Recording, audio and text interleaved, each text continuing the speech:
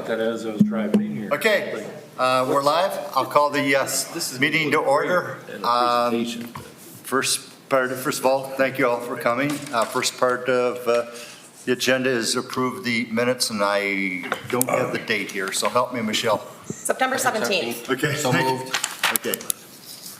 Motion made. Second. Thank you. Okay. All in favor, say aye. Aye. Aye. Now, I don't think there's anything else we need to talk about. I have a brief presentation that I'll give. Okay. President Brady to say a few words before Okay. I dive into. Never miss an opportunity to end up with a microphone at this point in time. I think there's no secret as to the good news that we were able to share yesterday and certainly rolled out the register today. I think the thing that I've stressed and I will continue to stress publicly is what lies just ahead of us is a collaborative event that's happening between the city of Sandusky and Cedar Fair. We have been partners with Cedar Fair for more than 150 years, and that partnership could never be stronger than it is right now. I think I know that we sent our city manager over to Cedar Fair a couple of months ago, and the only orders that this commission gave him were to come back from those negotiations with the absolute best deal for our city and the best deal for Cedar Fair. We treat this as a marriage, and if it doesn't work for both of us, it's not going to work for either one of us. I think what we found, as you often find perhaps in government, is a middle ground. And nobody got everything they wanted, and nobody lost everything that they wanted. I know that Eric has a little more thorough presentation for you folks. I can tell you that there are a lot of T's that got crossed and a lot of I's that got dotted in the last 24 hours. We are there now. There is no turning back. What we are presenting to you folks and what we will be passing in legislation hopefully on Monday night is truly historic. I'll let Eric amplify on that. Mr. Whoopser, I'll let you have the microphone now and not complain. And why don't you leave the mask off when you talk? All right. Good morning, everybody. Thanks for showing up on short notice. It was really important that we had a chance to talk to the Finance Committee about the partnership with Cedar Fair on the new revenue for the city. Before we took it to City Commission, this Finance Committee has, and I've heard many times, predating when I came to the city, really helped the city navigate the darkest of times from a revenue perspective, and has been with us as we've kind of climbed out of that with the passage of Issue 8. And so you're a very important partner to the city. Your eyes and ears are our eyes and ears, and we want to make sure that you have a chance to comment on this, and also being that we believe it's overwhelmingly positive, take part in it and enjoy what this will mean for the city. So as Dick said, I don't have to repeat, we sat down with Cedar Fair this past summer, and it was really a question for us and them as to what would be the best way for us to continue the public-private partnership that the city had forged with Cedar Point and the parent company, really, at least for my tenure, dating back to the Issue 8 campaign and the Bicentennial Vision Plan, and supporting Cedar Fair and the county's construction of the Sports Center project and placing tax increment financing on that for things like the Sandusky Bay Pathway, the Bowling Green State University project. We were very proud of the progress we'd made, and we wanted to make sure that there was a reliable revenue stream that would support continued progress in projects that would benefit Cedar Point, but also have a transformative effect on the investment climate in Sandusky. And again, we're very proud of what we were able to come up with, and it took several months, and as Dick said, we were still kind of working out some details yesterday, and there will be a lot of details, and that's one thing that I want to make clear to the Finance Committee, to the City Commission, to the community, is that these are long-term projects. This is long-term revenue. It won't take 20 years. I saw somebody comment on Facebook last night, so, we're gonna have to wait 20 years to have a rec center now because they're collecting, X amount per year for the rec center. And as you know, that's not the case. Nobody's mortgage is, you don't move into your house after you've paid off 20 years on the mortgage. So we are gonna look for portions of this revenue toward long-term debt payments. But there will be projects, particularly the Causeway, because you have submerged land lease issues there, you have ODNR issues, you have multiple utility partners. That one's going to take some time, and so we just want to make sure that the community knows we're going to start working with urgency on all of this, but And many of these things you'll start to see the fruits of next year in the city's budget, but others will be a few years down the road, but the planning will begin in earnest this coming year, or even in the coming months. So the highlights of the agreement, I think one of the most important things is Cedar Fair from the very outset of our conversation said that they intend to keep a corporate presence in Sandusky. Their entire finance and accounting departments are still located within this community. They're even looking at potentially making physical investments in new space so they can free up some of the space that they utilize on the peninsula for other activities. That's not a part of this deal, but it's something that they're very committed to. They also plan to add full-time employees at Cedar Point that is unrelated to this, but so their ability to maintain full-time employees living and working in this area is going to continue, and that was the most important part for us and for them, and so we were thrilled with that. In addition to that, one of the things that we're looking at, what's contemplated in the agreement, is we own some property adjacent to the Cedar Point Sports Center. Some of that, the majority of that property, or a large portion of that property, is in the city of Sandusky. It's not all in the city of Sandusky. Cedar Fair has some Sports Force property that's in the townships, as well as 58 nearby acres. One of the things that this agreement contemplates is that Cedar Fair would ask us, and it's important to them, to annex this property into the city because they're safety forces. You know, they had an incident at the indoor sports center this year. They do not like having any confusion at all as to who the first responders are to the sports center site.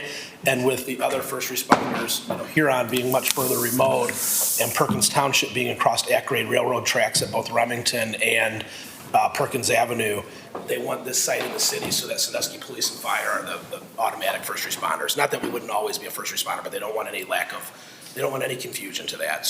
So we will be looking to annex that property in. I did reach out to Huron Township and Perkins Township yesterday to let them know that we want that to be a friendly transaction, and that we will look at, as we have in other arrangements, potential tax sharing of any future development that might happen on those sites. So it's not a revenue grab for us, but it's just kind of rounding out that site within the city.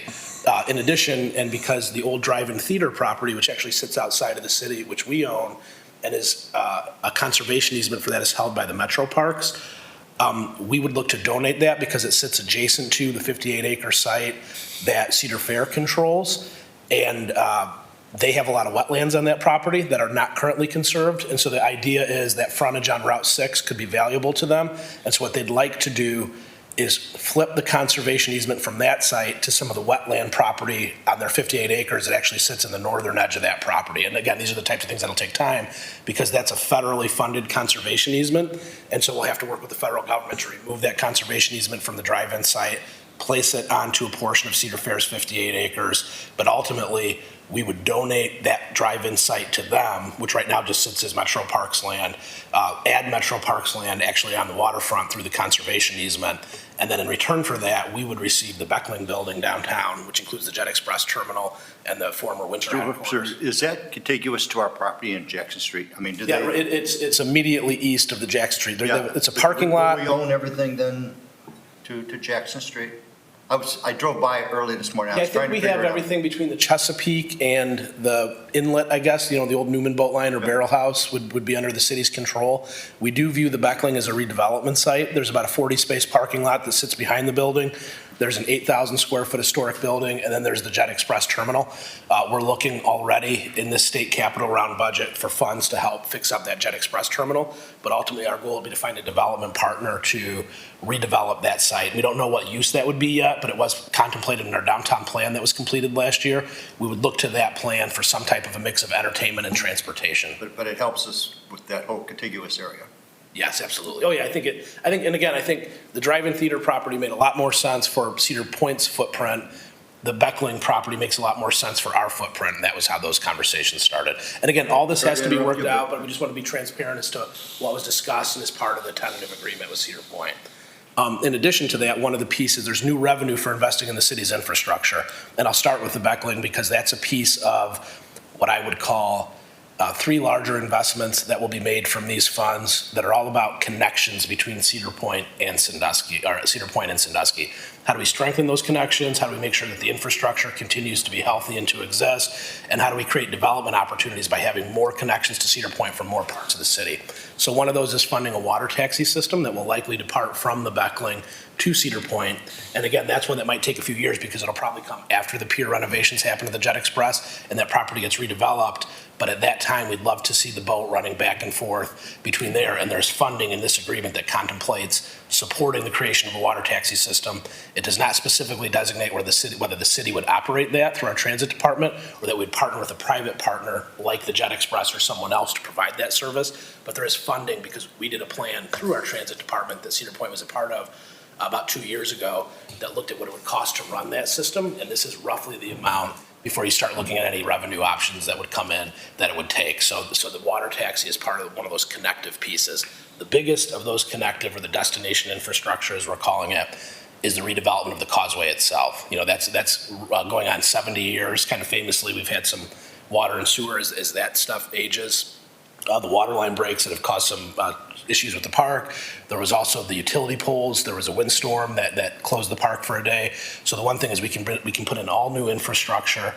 They're also looking at a widening of the causeway. And one of the things that we're asking in return for our commitment for the funding of a causeway renovation is that an extension of the Sandusky Bay Pathway would run along the causeway and connect people not only along the causeway, but then also providing safe bike passage and parking to the entrance of Cedar Point and the Cedar Point Boardwalk. So, and that was a big priority for Cedar Point because that is a large aging piece of infrastructure. While it is a sort of complicated quasi-public, quasi-private piece of infrastructure, it's not one that you're necessarily planning for every year, and this allows them to have the certainty of resources to redo that piece. And I think, well, they're not only redoing it, but they're improving it. You'll have a bus lane access that is also thought that will create, on the way in during the morning, a travel lane, and then on the way out, a travel lane that's additional to the travel lanes that are there now. So it'll be a much better and improved causeway. And then finally on transportation, there is some funding for the construction of the Sandusky Bay Pathway, which is obviously a priority for the city and you know, important with all these investments that you're seeing along the waterfront. We want to keep connecting our neighborhoods to that, and we want to make sure that with the causeway having the bike trail, that there's a safe passage from the east to the west. So that'll help us to construct the Sandusky Bay Pathway throughout the city. And then in addition to that, there's one more piece of this revenue that, and here's pictures of the land swap. I should have showed you that when I was talking about the Beckling. But so this shows you, Al, specifically the Beckling property next to the city's Jackson Street Pier, kind of sandwiched between the Murray property and the Chesapeake there. And then in addition to that, you can see in the lower right of the Sports Center piece is the drive-in theater property. The stuff to the east of the Sports Force is their 58 acres. It is likely on the waterfront, just to the east of where you see the city's land for the landing is where that is where you'd see that easement go from the drive-in to that portion, which would round out that waterfront public access. And none of that's all in the floodplain, so it would be unbuildable. So it makes more sense to have that preserved than the frontage on Route 6. So the total breakdown, and one of the things that was important to Cedar Fair was that there was roughly a 50-50 split of the admissions tax that went towards development for issue 8 and revenue that came to the city. And very similarly, we use that as the framework because Cedar Point will be paying nearly all of the new revenue to the city. So the causeway is part of that 50%. The water taxi, as I mentioned, is part of that 50%. The pathway piece, because that's public infrastructure, is on our side of the 50%. But then 2 additional items. One is a development fund that follows kind of in the model of the economic development funding that was provided by issue 8. We'll create a new fund, but it was important to Cedar Point that those were focused on maturing the destination amenities of Sandusky. So that fund we're defining as being for destination-related development. It can go towards either gap funding of catalytic private redevelopment projects or for public infrastructure necessary to support those types of projects. So that will need to be defined in more detail, but it is a certain percentage of this revenue going towards that use as part of the agreement, and that's part of the 50% that were towards sort of the mutually beneficial projects for Cedar Point. The last one, which again I think has a real benefit for the community as well, on that side is that Cedar Point was already in talks with the State Theater about a large donation to the State Theater for the largest portion of naming rights. And because of these conversations, we agreed, and we knew that the revenue coming to the city was going to go up relatively in the short term exponentially, that we could achieve 2 goals. One was make sure that some of this funding found its way to the State Theater for that restoration, and they're in the quiet phase of a capital campaign that'll launch soon. But secondarily, one of our goals is to make sure that when the theater opens, they can bring bigger and better acts, particularly in the shoulder and off seasons, that the tourism season kind of slows down here. And so in addition to a capital investment in the theater, there will be an annual fund of $150,000 for 10 years, starting in the year that the theater reopens, that will allow them to program bigger and better shows than they otherwise would have, and to use this fund almost as a backstop so that if they bring somebody in that they might not have brought in because there's more risk associated with that, they can tap into this funds to make up any shortfalls from that program. And then if they don't have those shortfalls, it will carry over to the next show or to the next year. And so, that program will be tailored in different ways as it goes forward. But this was something that the State Theater for a few years has really thought that it needed. And it allows them to take risks without taking risk, if that makes sense, or too much risk. And we're excited to see the economic impact of that, and also to see the theater rebuilt, with Cedar Fair being an important part of that. So that's the Cedar Fair side. And in addition to the pathway funding, there's over $1 million a year that is dedicated towards the capital needs of our safety departments, our parks, and streets. And so those funds will go to that. Those funds will go up or down, obviously, based as the admissions tax goes up or down. But that piece of this funding alone is more than we leveraged from the entire admissions tax increase that was part of issue 8. So we want to make sure the public understands that this is 99+ % of this revenue coming from the tourism activity generated by Cedar Point is going straight into city services, safety, parks, streets. And then in addition to that, and as we've been out in the neighborhoods this year, there'll be a presentation to the City Commission on Monday. The biggest request that we hear when we go out in the community is that Sandusky needs a recreation center. And we've been working diligently for the last few years to figure out not only how do you fund the construction of a rec center, but then it's not like the Jackson Street Pier where you have modest maintenance costs once you build it, but there's operational costs that are significant. And so what this project does, or this revenue enhancement does, is it provides the capital source for a rec center. We still have a lot of work to do, and we intend to do that over the next year to figure out exactly how we'll operate the rec center, to make sure that it's able to be maintained and operated in a sustainable way too. But we're much further along in the conversation of a rec center because we have this capital infusion that's coming, which will set aside a specific portion of this for 20 years to pay debt service on the construction, the bricks and mortar portion of a recreation center. We haven't picked a site yet. The leading site going into this is likely American Crayon. We've kind of designated that, but we want to make sure that that site works. We want to take a look at other sites. We intend to have that conversation with the community this year, make a decision on site and operating model, and then as quickly as possible move forward with the project to bring the rec center to Sandusky. So here's just a little bit of a breakdown of the funding. So that first piece, street safety, parks, pathway, that totals a little over $1.5 million a year for those 4 activities. That will go up or down based on how the admissions tax is doing. So our goal is going to be to not bond that out, or to make sure that if that goes up or down, we're able to cover the cost of anything that's long-term debt service. The rec center is a fixed amount committed to the rec center. So that will be a piece that comes off sort of the top, or the first piece of the revenue that comes in. The development fund is similar to the street, safety, parks, and pathway, where that will fluctuate up and down based on how much is collected. We'll have a contract for 10 years, so the state theater piece will be a fixed amount that we'll guarantee them that 10 years. The water taxi Beckling is also one that will fluctuate. And then finally, the causeway will be a fixed expense. But this is based on a estimate that this will yield in a full collection year. And there could be a little bit of some timing issues this year because, as you know, Cedar Point is selling passes and tickets now for next year that are being taxed at the current rate, and the new rate won't kick in. So you may not see the full $4.5 million in the first year. We just want to warn the community that's a possibility.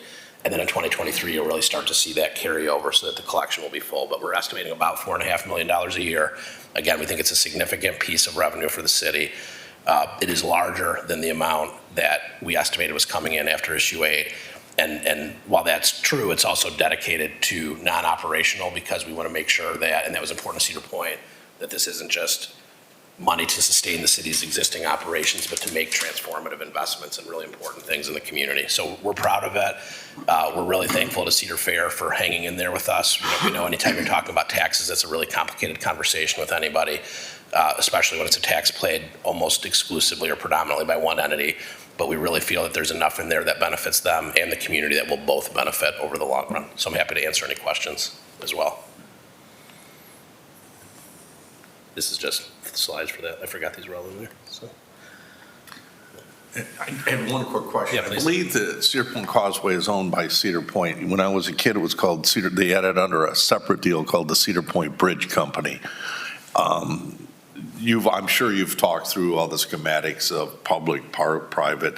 They still going to own it, or is it going to become a city street? And then to tag on to that, So the way that piece of the deal works is it will not become a city street. In fact, we will not be responsible for reconstructing the causeway. Our 1.25 million annually will function as an annual payment that we'll make to Cedar Got it. Fair, and then they will be responsible for putting together the deal to redo the causeway with our support.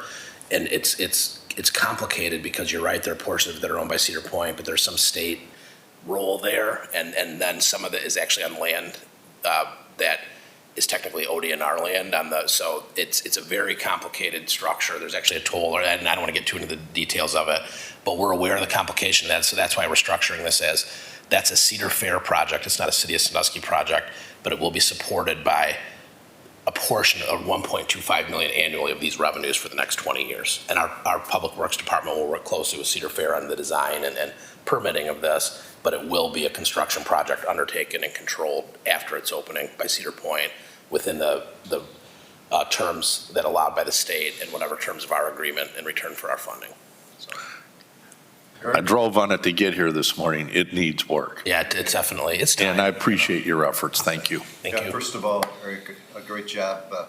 Again, we have been talking about collaboration since, I was in grade school, but no, we've been talking about collaboration, and it's finally happening. And it's not an adversarial thing going over there, Stephen. That's very pleasant. I'm sure you remember, as I do, some of the situations where it was adversarial, and I'm glad to see that everybody, I think your comment, we didn't win everything, they didn't win everything. I've always said in mediations, if everybody's mad at me, I've done my job. Yeah. So, again, congratulations. I think it's a hell of a thing for everybody. And I think, again, echoing your comment, we're not going to get $4.5 million or whatever that figure works out to next Wednesday, okay? This is a long-term project, and I think everybody benefits in Sandusky, the streets, everybody. So I don't think anybody can say we're just favoring one particular area. No, I agree. We really wanted to make sure, and the commission stressed, that a portion of this revenue had to go to those basic needs of the city, which is that piece that you see in the safety, streets, and parks. We wanted, and it was important for Cedar Fair, that the infrastructure that they utilize or benefit from was also part of this. And then I think everything else is our best efforts to ensure that this is and we wanted to treat this as not just new revenue to fill the gaps in our budget, but instead to make those types of investments, because it's not going to happen again. So we But it appreciate gives us a nice backdrop to, again, coming out of the pandemic, we did very well considering, and I remember the 2008, and the last two things I ever want to, if it's a pleasure that I serve a few more years, and I hope I never, ever see either one of those again. Yeah, I agree. I would entertain, sure, go ahead, Craig. I just have two comments. One is awesome. Another one is thank you. And Mr. Chairman, I want to congratulate the members of the Finance Committee. Were here in 2006 when we included Cedar Point in our monthly Finance Committee meetings. It wasn't Steve. It was, help me out with the guy's name. Craig. Peter Craig at the time. But it was a great move for the city, Eric, that started a foundation of a lot of good things going forward, making Cedar Point a part of our monthly finances instead of them getting a report every 6 months. But Jim, you were here, Dan, you were here, Al, you were the chairman, and it has worked really well. And Dick, thank you for your efforts. And I'm done saying thank you, but this is an awesome place to live, work, or play. I'd like to echo those remarks, and on behalf of the committee, I'd like to make a motion that the Finance Committee recommends its support of this project to the City Commission on Monday night. Second. Based on parameters that Eric has set aside, I got a motion for that. Do I have a second? Mm-hmm. Was that a second? Second. Was that a second? The donut was in it? I think I was the second. Anybody wants to, hold it, I have a shameless comment. Anybody ever wants, historically, since those days when we included Cedar Point in our meetings, we've had donuts at every one of these meetings. Whoa. So if anybody wants to come down, we always have We donuts. have a motion. Did you bring the donuts? To recommend that to the commission, and again, very much so, and with thanks, and Eric, great job. Yeah, great And I job. know you are not the only one. I have echoed this a number of times. The administration, Michelle, yourself, and the people are really working together, and everybody's going in the same direction. So, motion and my comments, all in favor say aye. Aye. Opposed? Thank you. Thank you very much. Okay, thank you. Michelle? I'd like to just real quick, as a member of the State Theater Board of Directors, I'd like to also thank the city. We were briefed on this at our board meeting last night.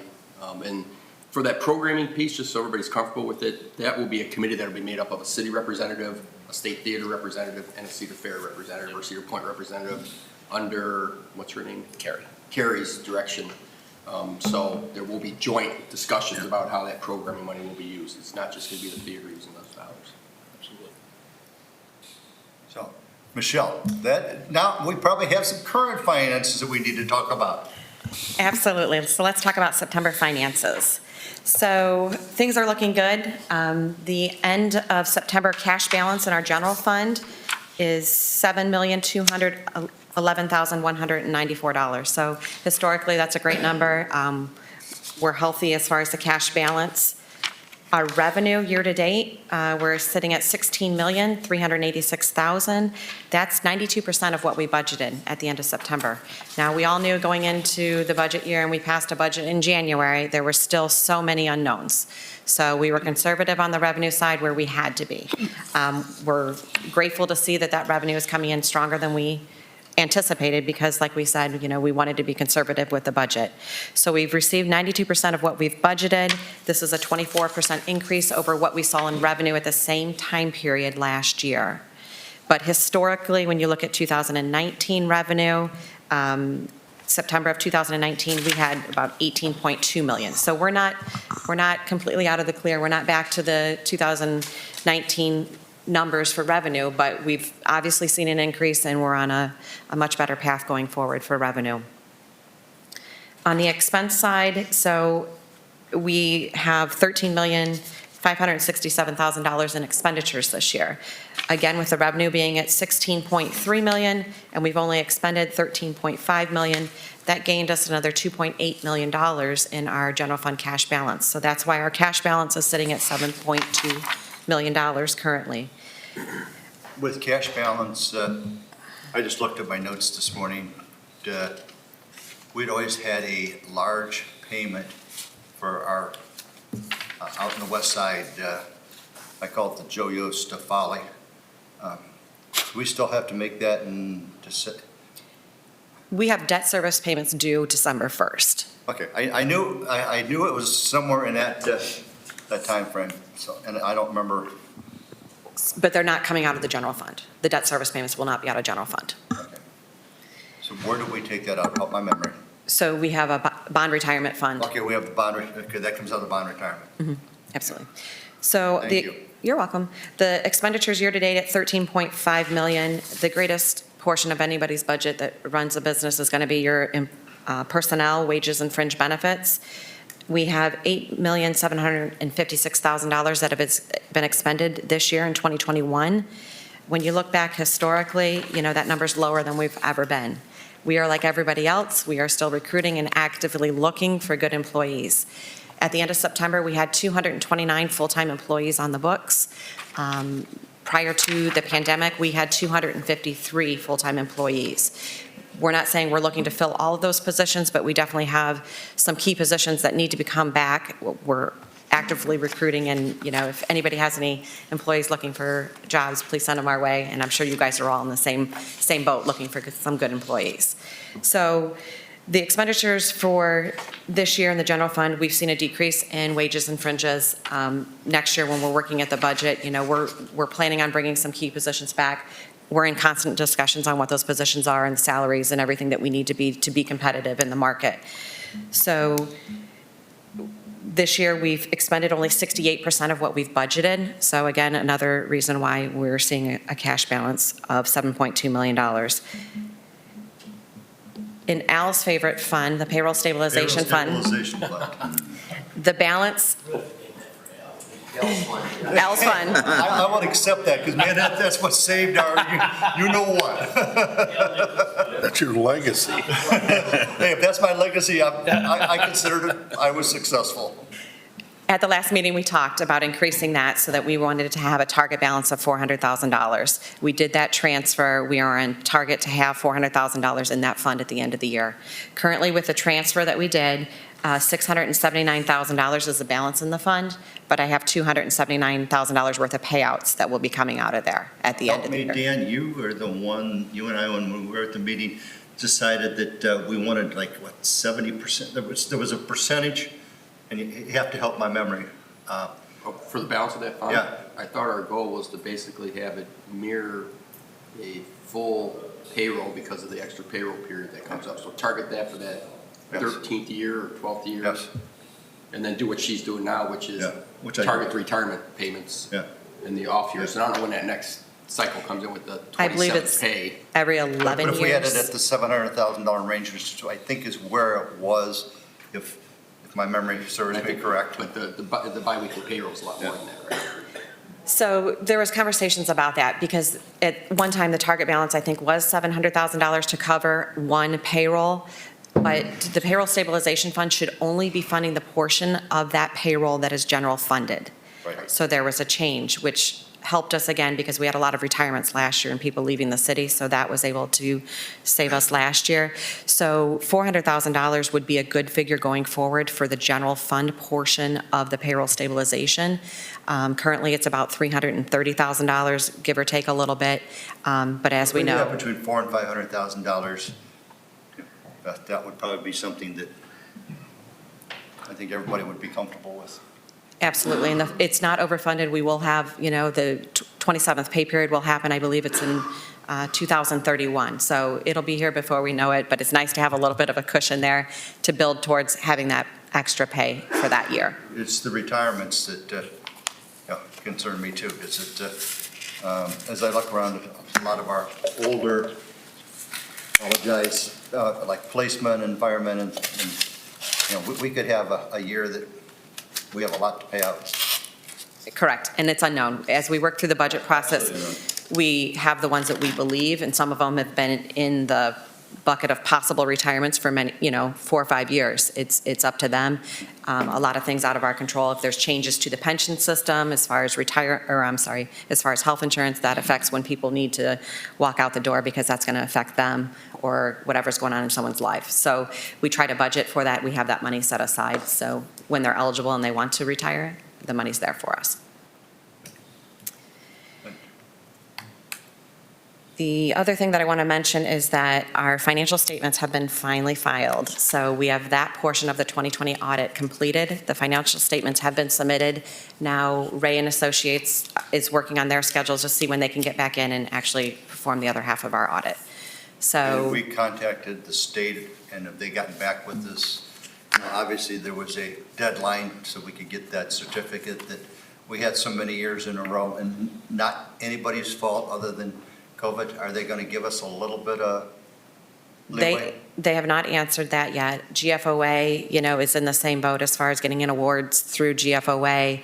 And our auditors are saying, we can probably submit, and they're going to look at it. They're going to consider it because we're not the only one that was in the issue of So who do COVID. we lobby for this? Our auditors, Ray and Associates, Chad has been in conversations with them because he knows of the Is that part situation. of the state auditor's office, or, Local Government Services, LGS, they're the ones that are part of the state, okay. and they're aware of it. The other thing that I wanted to mention is that the stimulus funds, we still do not have a final ruling on where all these expenditures can be made. We're still sitting at the interim final ruling. So they said late fall. I'm not sure when the timing's going to be to get an actual final ruling on eligible uses for the stimulus funds. So once we Dan have. feels your pain. Yeah. Whatever. Yeah, we're just. Keep it invested. Yeah. So we're just in the waiting game at this point for that. Not- Speaking of investing, now that we've got this cash, I'm gonna really date myself. We used to keep our excess cash at Star, Ohio, okay? And that was just the place to put it. Do you have a fund that you transfer X amount of dollars to? That I know you're making about 0.0% interest, but do you have an investment? I know we went through the investment policy, but do you have a program where once you get $7 million, that you put $2 or $3 million, I'm going to call it in a savings account. Please don't mistake what I'm saying there, but I know that. Or a sweep account of some sort. Yeah, some type of sweep account, or I know that at the hospital we have that, and, you don't think, Every little bit helps. yeah, I mean, you could pick up, $100,000 a year and really not do anything. Absolutely. So we work with Meter Investment Firm, and so we're in constant communication as far as liquidity, what we have going on, what our needs are.